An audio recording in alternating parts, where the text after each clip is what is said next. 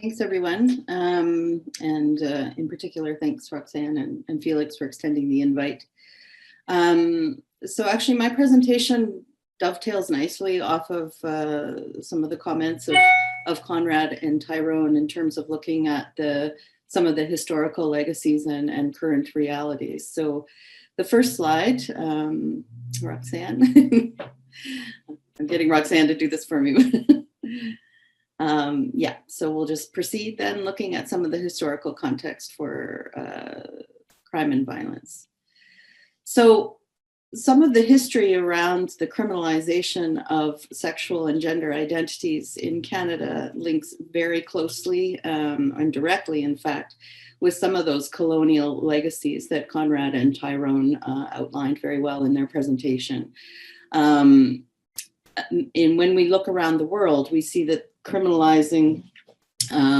criminalization of homosexuality, cross-dressing, and other laws that govern gender and sexuality are very much linked to colonial influences and legal systems set up when colonizers landed in certain countries and found expressions of gender and sexuality that were uncomfortable for them. And so the criminal laws that existed in Canada right up until the mid-1970s are part of that colonial legacy and very directly linked to the control, in particular in Canada, of Indigenous cultures and the way they express sexuality and gender.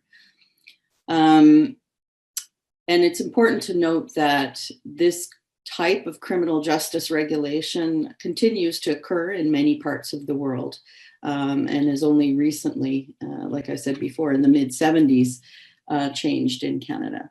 So that trend that changed in the mid-70s opened up a narrow window, or narrow space in Canada for scholars and advocates and policymakers to change the narrative from 2S LGBTI people as criminals and deviants using anti-discrimination principles to shift that narrative to becoming innocent victims as opposed to sexual offenders. And that is really how the narrative shifted. It's a very flat narrative, and I'll discuss that a little further in my presentation. Okay, next slide.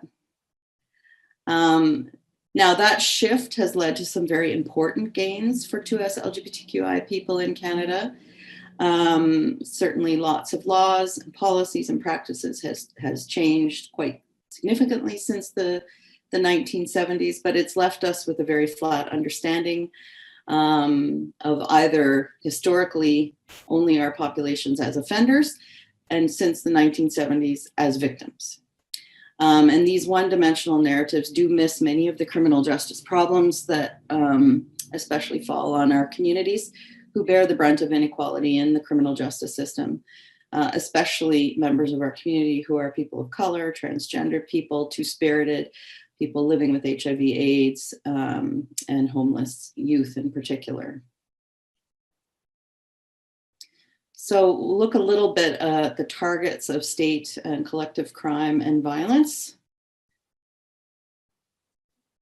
And one of the things I'm going to throw up now is some statistics from Stats Canada, although they just actually came out with new statistics this week while I was working on this presentation. So I haven't incorporated the new statistical data in here, but there are some new reports from Stats Canada.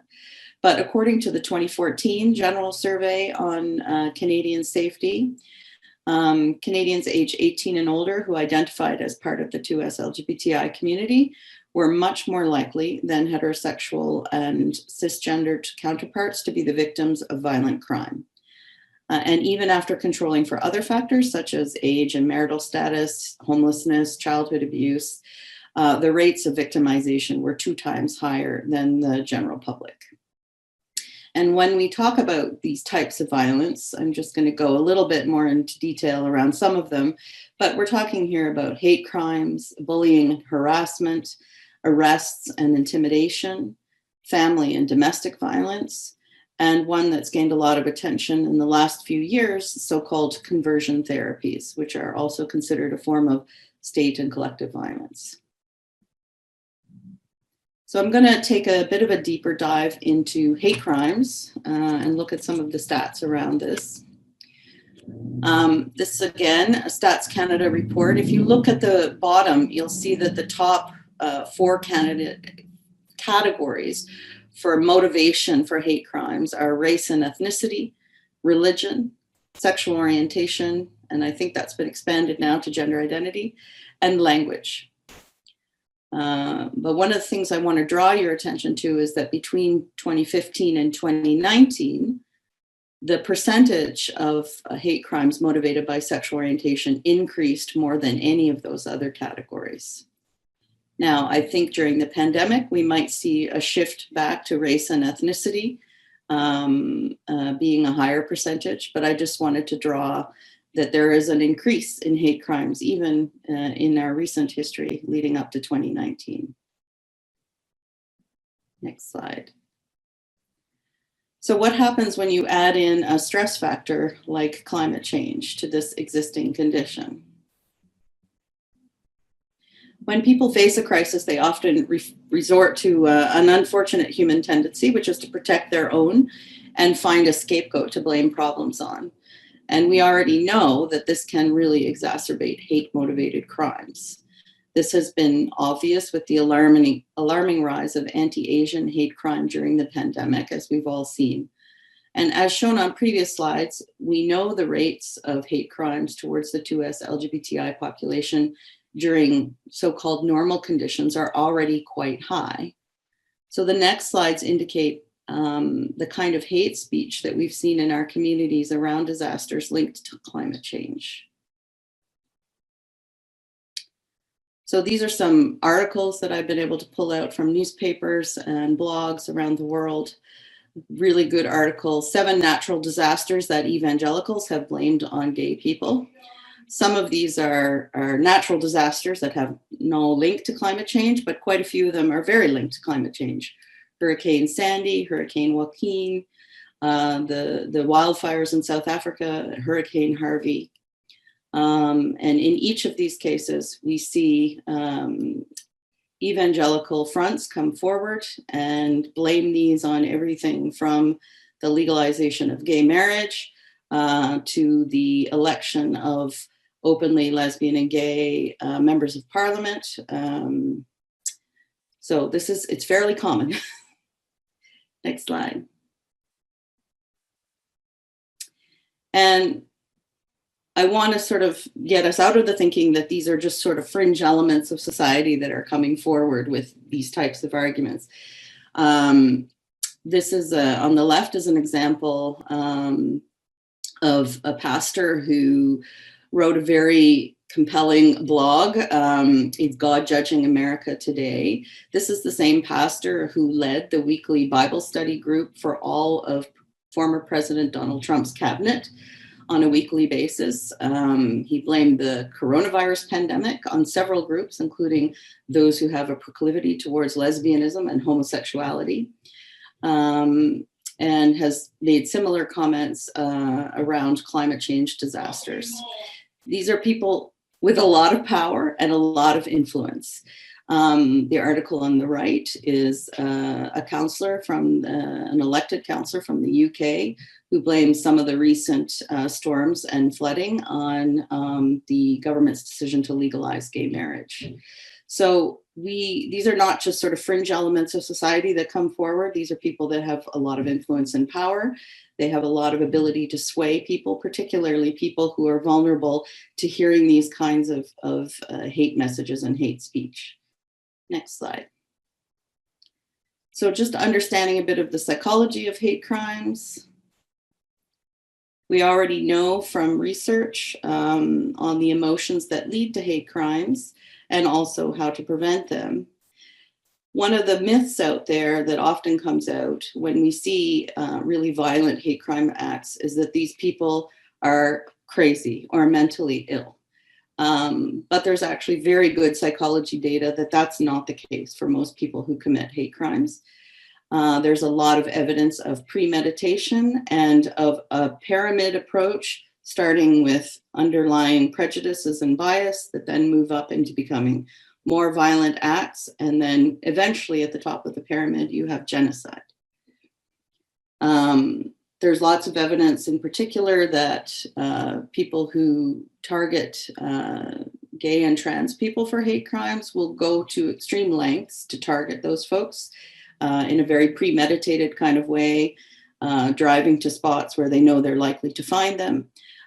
So these aren't just acts that are committed necessarily in moments of rage or off the cuff. There's a lot of premeditation that goes into these. So, and I'm going to do a couple of these sort of mathematical narrative equations throughout the presentation. So we have high rates of hate crime already, as indicated by the Stats Canada data. We have a social climate of increasing hate speech by some of these influencers that I just noted in the presentation. And then you add in a climate change stress factor to all of this, and what you're left with is the opportunity for a potential hate crime crisis. Now I want to look a little more closely at state violence and intimidation of 2S LGBTQI communities. I would ask, and I'm not going to be able to see you, but how many of the people in this room have heard of the LGBT purge in Canada? So if you haven't heard of this, this is Canada's longest and most harmful state-sponsored campaigns of discrimination against the 2S LGBTI community. It targeted military personnel, federal public servants. It was a federal government enacted policy between the 1950s and right up until the mid-1990s. We're not talking about ancient history here. During this time, 9,000 2S LGBTQI employees of the Canadian Armed Forces, the RCMP, and the Federal Public Service were targeted, investigated, interrogated, followed, abused, victimized, traumatized, and ultimately fired in accordance with policy and sanctioned practice, simply for being 2S LGBTQI. In 2016, Purge survivors launched a nationwide class action lawsuit against the Canadian government.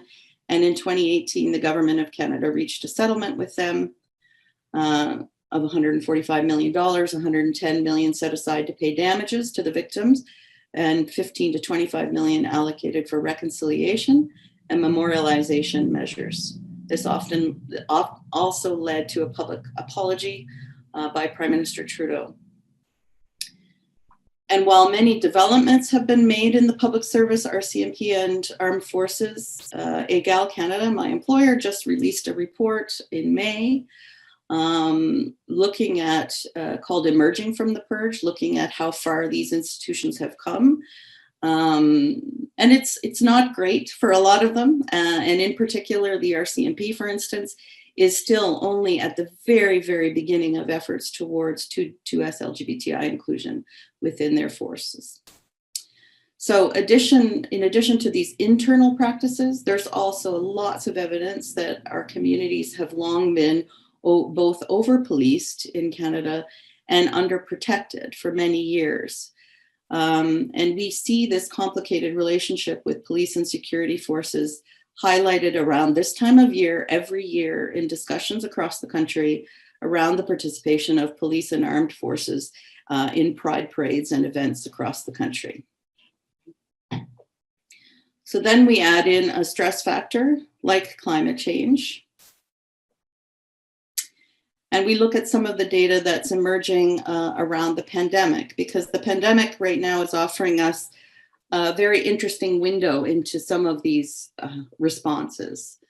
And we know that during emergencies and disasters, catastrophes, law enforcement organizations have primary responsibilities to provide the necessary functions of securing public safety. And the presence of multiple providers in policing during a climate crisis can accelerate the pluralization of policing and exacerbate trends of securitization.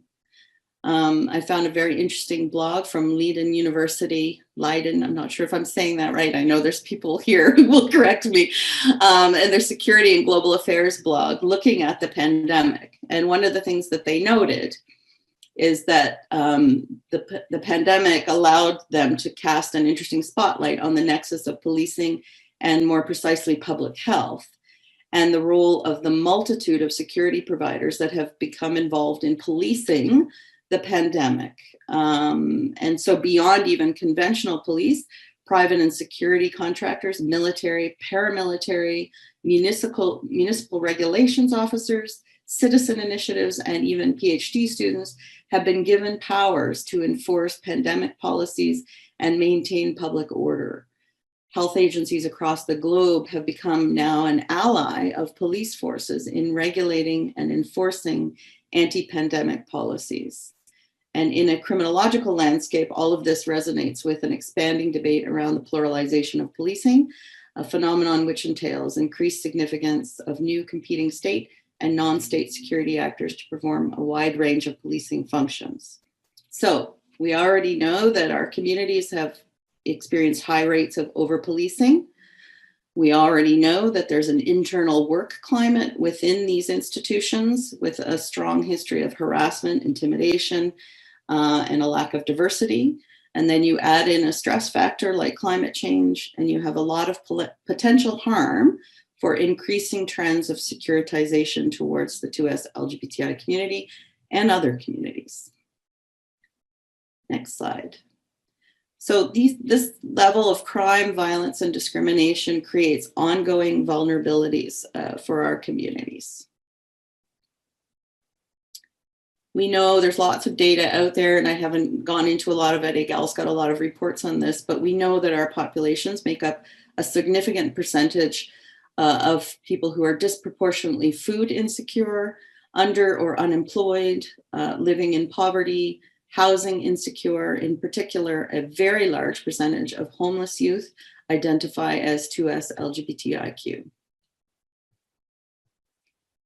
Our own research on the impacts of COVID-19, again, this provides an interesting window, show that half of 2S LGBTQI households have faced layoffs or reduced employment in the pandemic. This compares to only 39% of overall Canadian households. It also proves that our communities are less confident in their ability to bounce back after the pandemic. Our communities have reported greater current and expected impacts of COVID on their physical and mental health and overall quality of life. And this is expected, this impact in 2 months' time or sort of post-pandemic is expected to rise compared to at a rate of 58% compared to only 42% of non-2S LGBTIQ identified people. So again, that pandemic lens has given us some interesting insight about what climate change stress could also prove for these communities. So then we add in that climate change stress, and there's some great data from an agency called the Center for Disaster Philanthropy in the United States, who've specifically looked at how some of those vulnerabilities then play out in disaster types of situations. So for instance, around isolation, we know, and Gloria has also mentioned this in a number of the groups that I've been part of, that seniors overall are very vulnerable, but 2S LGBTI seniors are much more likely to be alone and have familial resources that can support them in emergency situations. Distrust, the population generally has a significant lack of trust in both emergency responders, the healthcare system. There's been historical elements of disrespect towards non-traditional structures of families that can frequently be disrespected by emergency and recovery services. Lack of medication is a huge issue for many in our communities, including HIV medication or hormones that can be limited or non-existent when we move into a crisis situation. Next slide. Continuing on from that, non-affirmation of gender. So I mentioned this in some previous workshops. Shelter accommodations are often very non-compliant with people's affirming gender identity. Access to bathrooms, safe sleeping places are a huge problem in shelters. Congregate showers, especially for trans people or people who are forced to stay in shelters that don't match their gender presentation, because people revert back to their ID systems. Harassment and violence often occurs in these congregate living environments, including physical violence. Gender-based violence is very common after disasters, particularly among women in general, but around trans women. And then the issue of survival sex, because poverty and stigma play out in such a huge way. Many folks in our communities engage in survival sex during disasters in exchange for rent, places to stay, or an income. So again, that equation, high levels of ongoing vulnerability, a climate change stress factor equals potential harm through inadequate local response, aid, and relief. And then just final thought, as I was sort of doing some of the research for this presentation,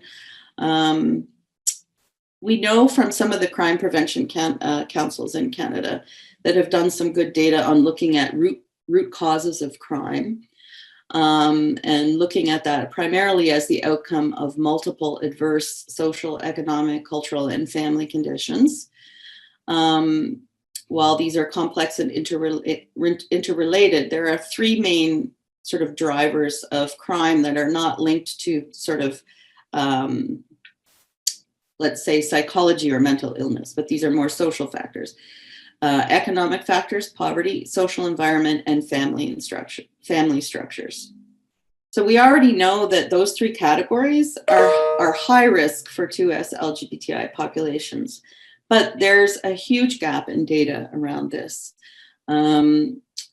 There's clear data in Canada that the population that I work with and represent experience all of those root causes of crime at very disproportionate levels. And you would think, therefore, they're very at risk for disproportionate levels of both harm, but also crime during climate stress disasters. But we don't actually know this. We don't have good data on the involvement of the 2S LGBTI community in the criminal justice system. Again, that's due to sort of that flat narrative of the community being branded as offenders prior to the 1970s, and post-1970s being branded as kind of victims. And this is problematic for us because we don't have ways to monitor how folks who are 2S LGBTI community experience life in the criminal justice system. We don't know, for instance, if there's discrimination in sentencing, discrimination when they encounter police. So there's a lot of gap in data around this that could be very useful, especially in the context of looking at what the response will be in a climate change disaster situation.